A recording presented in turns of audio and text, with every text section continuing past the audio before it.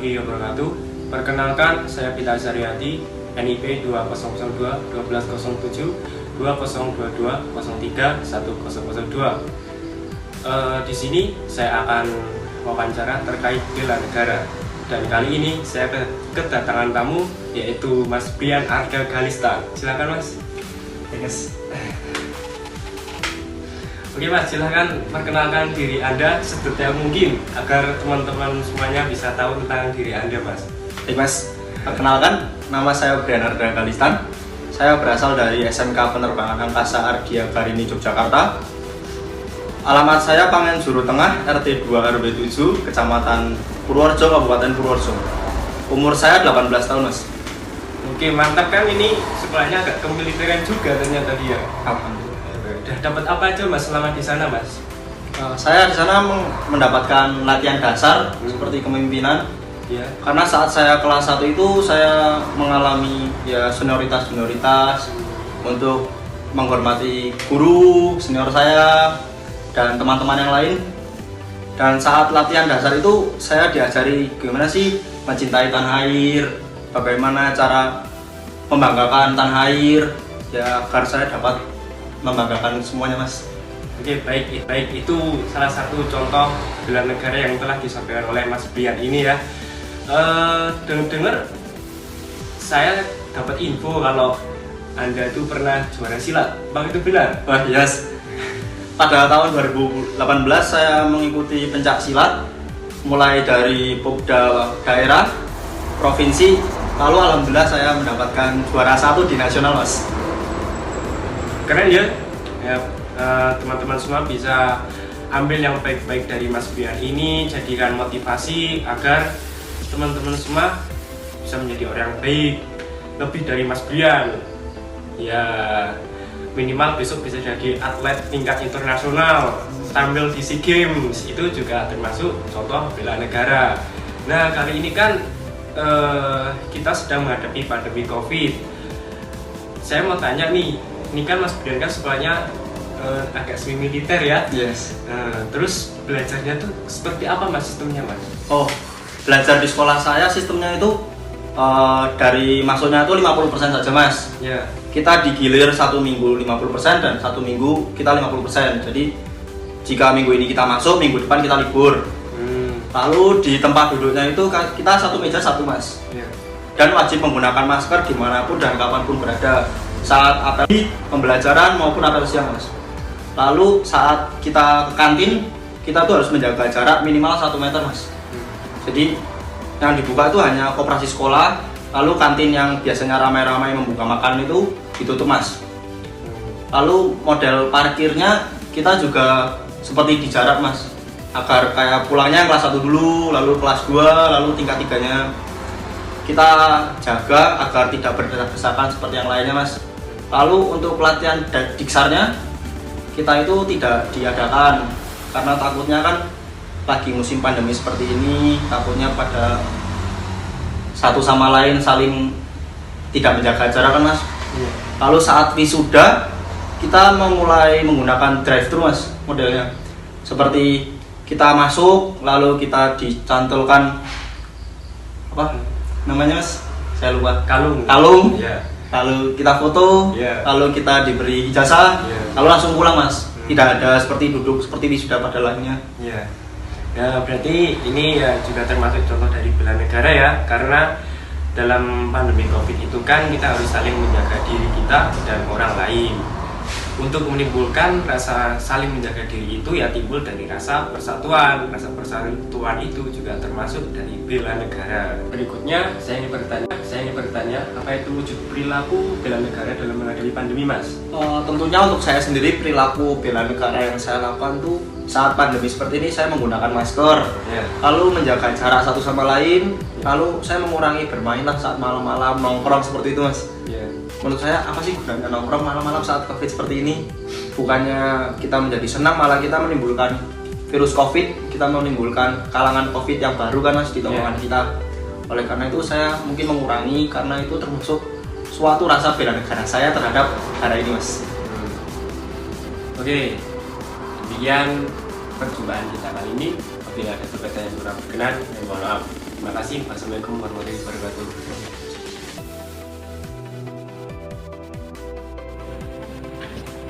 Assalamualaikum warahmatullahi wabarakatuh. Waalaikumsalam.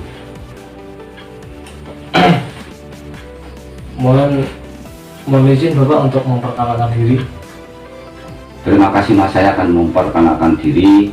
Nama saya Nadiman. Pekerjaan saya purnawirawan TNI Angkatan Darat. Bagaimana Mas? Ada keperluan Iya Pak, yang perlu sama saya bantu?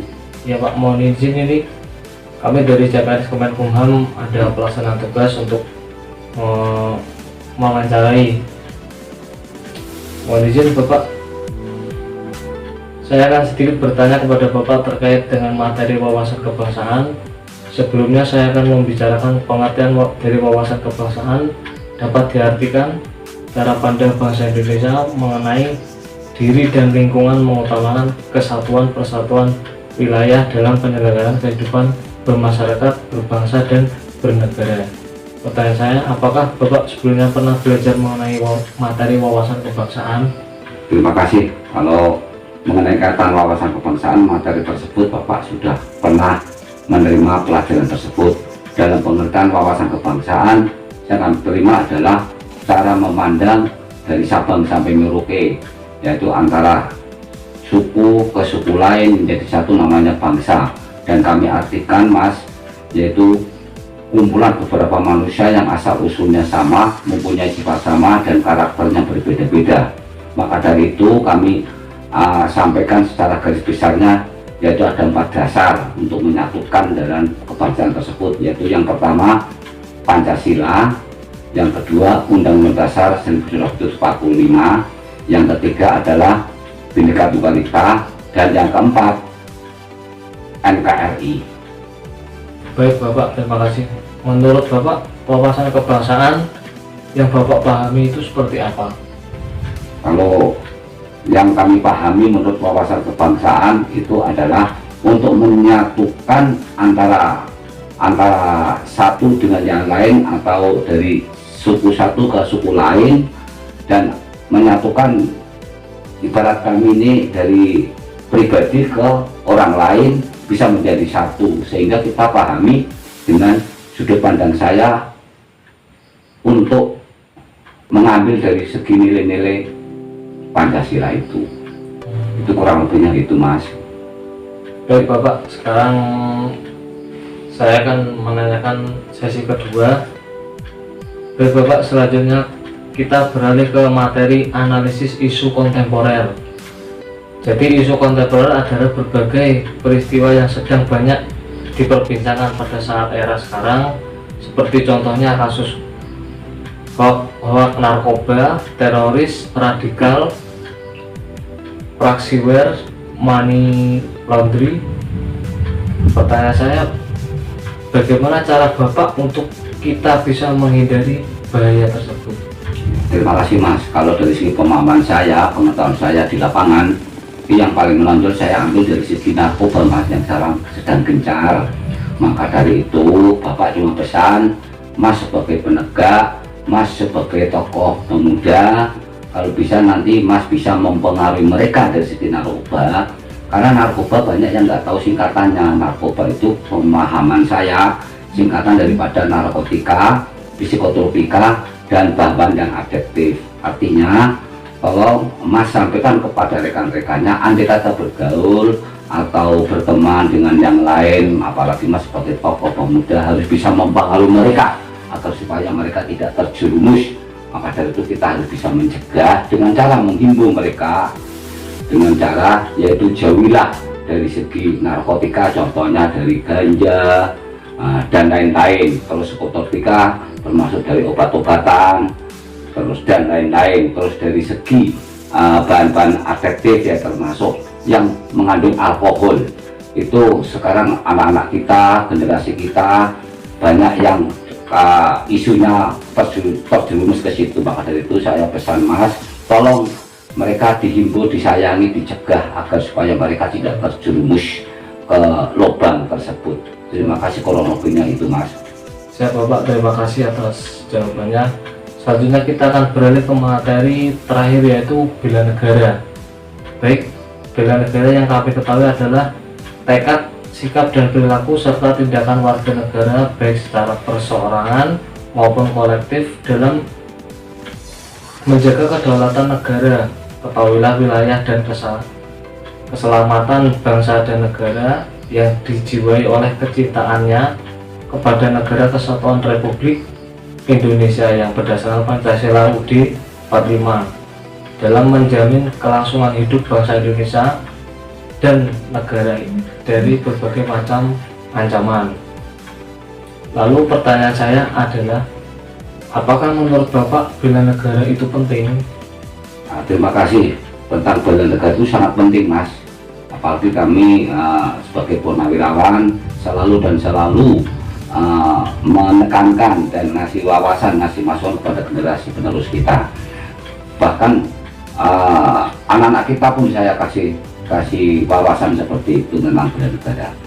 Baik, untuk bela negara itu sangat penting karena pengertian daripada bela negara itu sendiri, Mas, kami ambil garis besarnya adalah seseorang yang mempunyai satu keikhlasan dalam perjuangan demi kelangsungan hidup bermasyarakat, berbangsa dan bernegara yang berdasarkan Pancasila dan Undang-Undang Dasar Negara Republik Indonesia tahun 1945. Maka dari itu kita harus ambil dasarnya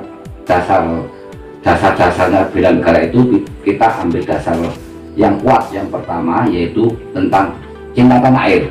Kita tanah air, mari kita cintailah tanah air kita, cintailah sumber ekonomi kita, cintailah sumber sosial kita dalam kehidupan bermasyarakat, cintailah dari segi adat istiadat dan budaya kita. Itulah daripada bagian daripada bela negara yang pertama. Yang kedua adalah kita harus menjunjung tinggi dalam hakikat hidup berbangsa dan bernegara. Kita harus saling harus menghargai, menghormati untuk menuju satu tujuan. Kemudian yang ketiga, kita harus menjaga satu kesaktian kita sebagai pandangan hidup kita, yaitu Pancasila. Saktinya Pancasila kita itu penting sekali sebagai pandangan hidup untuk menjaga dari segi bela negara itu sendiri. Kemudian yang keempat, kita harus rela berkorban dalam arti contoh kecil kita dalam keluarga, lebih baik kita nggak makan, yang penting anak istri kita makan. Atau kalau berteman kita, yang penting kita teman kita bisa tertolong, tapi kita korbankan demi pikiran, bahkan tenaga, mungkin bahkan uang kalau kita mampu. Itu adalah contoh paling mudah seperti itu dari segi bela negara yang keempat. Kemudian yang kelima yaitu kita harus mampu. Dari segi mampu itu sendiri ada dua, yaitu mampu sehat jasmani dan mampu sehat rohani, sehingga kita bisa menjaga kesehatan kita dan juga menjaga kesehatan jiwa kita, sehingga akan tercipta satu mental atau ideologi kita, jiwa kita tercipta mental ideologi yang baik. Itu contoh dari segi bela negara yang kelima. Jasmani kita hobi olahraga, sepak bola, voli dan lain-lain, itu termasuk baris berbaris, itu termasuk bagian daripada bela negara melalui secara fisik, secara rohani, ya, secara jiwa. Kita harus berdasarkan nilai-nilai Pancasila itu sendiri, karena itu sudah meliputi semua, sehingga akan tercipta satu mental ideologi yang baik. Itu saja kurang lebihnya, Mas. Mungkin ada yang bertanya lagi. Baik Bapak, cukup dari saya. Sekian Bapak nih. Terima kasih atas waktunya dan mengganggu istirahat Bapak. Ya, sama-sama. Saya kira itu Bapak. Terima kasih atas Mas datang ke sini, silaturahmi. Ada keperluan itu, mungkin banyak kekurangan dan kekhilafan saya. Kami secara pribadi mohon maaf yang sebesar-besarnya. Oke Pak, terima kasih. Assalamualaikum warahmatullahi wabarakatuh. Waalaikumsalam warahmatullahi wabarakatuh.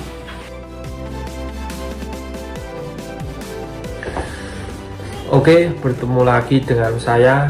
Di kesempatan pada sore hari ini saya ingin mewawancarai seseorang. Bisa perkenalkan diri Bapak?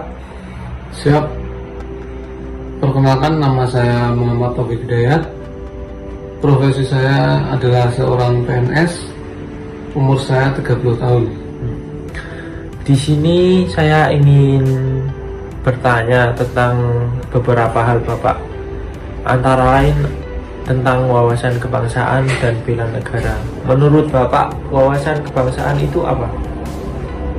Menurut saya, wawasan kebangsaan itu adalah cara pandang bangsa Indonesia dalam rangka mengelola kehidupan berbangsa dan bernegara yang dilandasi oleh jati diri bangsa dan kesabaran terhadap sistem nasional yang bersumber pada Pancasila, Undang-Undang Dasar 1945, Negara Kesatuan Republik Indonesia, Bhinneka Tunggal Ika, guna memecahkan berbagai persoalan yang dihadapi bangsa dan negara demi mencapai masyarakat yang aman, adil, makmur, dan sejahtera. Kalau melihat dari profesi Bapak sebagai seorang PNS, mestinya Bapak banyak berinteraksi kepada masyarakat sekitar. Menurut Bapak, apa isu-isu yang sedang marak terjadi di kalangan masyarakat saat ini? Untuk isu-isu yang sedang marak pada masyarakat ini sekarang itu adalah banyaknya berita-berita bohong atau berita hoax. Berita hoax tersebut bagaimana Bapak cara mengatasinya? Untuk mengatasinya, kita itu harus membaca atau mengulas berita tersebut keakuratannya.